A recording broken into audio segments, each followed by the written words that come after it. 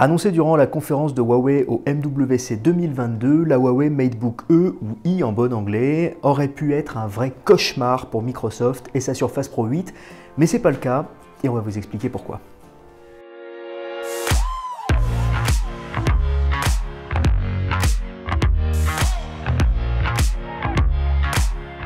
La MateBook E est une tablette hybride sous Windows 11 qui reprend une bonne partie du design d'une autre ardoise de chez Huawei, la MatePad Pro, lancée l'année dernière sous Android. Alors cette nouvelle tablette reprend le même châssis, le même design, avec justement un look moderne, des angles arrondis et de fines bordures. Elle est par contre un petit peu plus épaisse que sa cousine pour permettre l'intégration d'un petit système de dissipation actif qui va lui permettre de refroidir son processeur. Elle profite néanmoins d'une très belle qualité d'assemblage et d'un bon niveau de finition, même si sur ce point, elle arrive quand même deux pas derrière sa rivale principale, la Surface Pro 8 de Microsoft. Cela dit, la MateBook E a un gros défaut en matière de design, c'est sa connectique. On a l'impression que Huawei a un petit peu perdu de vue qu'il n'était plus sur une tablette Android, mais qu'il était cette fois sur une tablette Windows 11 qui a vocation au moins de temps en temps à remplacer un PC portable. On retrouve sur cette nouvelle tablette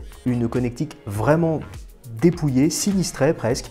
On a un seul port USB-C Thunderbolt 4 et une prise casque et c'est tout. C'est vraiment léger pour un produit qui est censé être nettement plus polyvalent qu'une tablette Android classique. Ça, c'est vraiment dommage. Heureusement, Huawei se rattrape sur la question des accessoires. Alors avec la MateBook E, à partir d'un certain niveau de prix, on retrouve un clavier qui est fourni et ce clavier, on est plutôt satisfait parce qu'il nous propose un design en chevalet qui est plutôt rare en fait sur ce type de produit et qu'on a vraiment bien apprécié parce qu'il permet d'attacher et de détacher la tablette assez facilement. C'est pratique et ça fonctionne bien. Ce qui fonctionne aussi bien, heureusement pour un clavier, c'est la frappe. Les touches sont vraiment agréables, la frappe est précise, elle est rapide.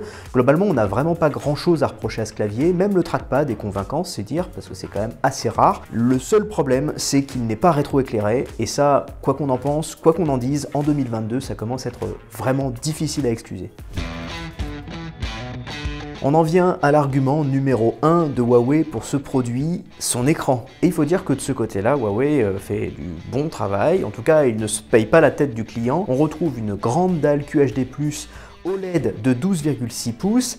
Cet écran, à l'œil nu, il est parfait. Il est vraiment très agréable. On regarde des films sur la tablette vraiment dans une qualité de confort visuel très appréciable. La qualité d'image est très bonne, tant qu'on ne lance pas un logiciel de mesure et qu'on n'utilise pas une sonde. Quand on le fait, on se rend compte qu'il y a effectivement quelques petits soucis et que Huawei n'a pas tout à fait calibrer son écran aussi bien qu'on aurait aimé. On a en réalité donc une colorimétrie qui est un petit peu à côté de la plaque et donc des couleurs qui sont peu fidèles. Mais globalement, ça c'est uniquement les utilisateurs avancés qui pourront s'en rendre compte. La vaste majorité des personnes qui utiliseront la tablette seront tout à fait convaincus. Le seul petit défaut de cet écran, en réalité peut-être plus gênant que cette calibration perfectible, disons, c'est qu'il n'est pas 120 Hz, contrairement à la Surface Pro 8 par exemple. Cet écran OLED reste en 60 Hz. Est-ce que c'est gênant? D'après nous, pour l'utilisation visée avec ce produit, ça ne l'est pas. Maintenant, encore une fois, tout dépend de ce que vous cherchez sur un produit de ce type. Pour sa tablette, Huawei ne fait pas le choix de la puissance de calcul décérébrée. À la place, le constructeur chinois préfère miser sur un certain équilibre entre les performances et la consommation, et donc il fait le choix de processeurs Intel à basse consommation, voire même très basse consommation, parce que pour notre unité de test, par exemple, le Core i5 qui est intégré à ce modèle peut descendre jusqu'à 7 watts de TDP, ce qui est vraiment peu.